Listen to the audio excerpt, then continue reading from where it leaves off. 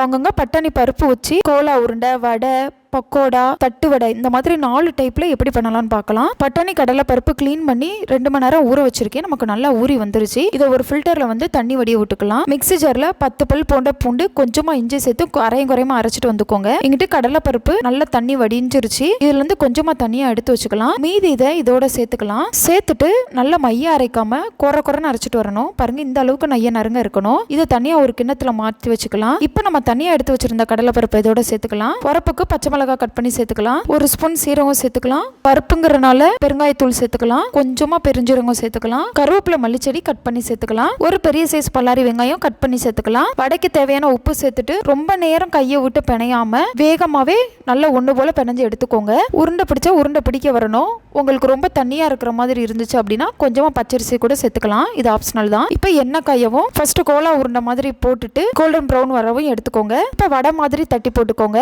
இதுவும் golden brown வரவும் எடுத்துக்கலாம். பக்கோடா மாதிரி குட்டி குட்டியா எடுத்துக்கோங்க. ரொம்ப இது கிறிஸ்பியா இருக்கும். தட்டு வடை மாதிரியும் போட்டு எடுத்துக்கலாம். சேனலை சப்ஸ்கிரைப் பண்ணுங்க. Okay, by.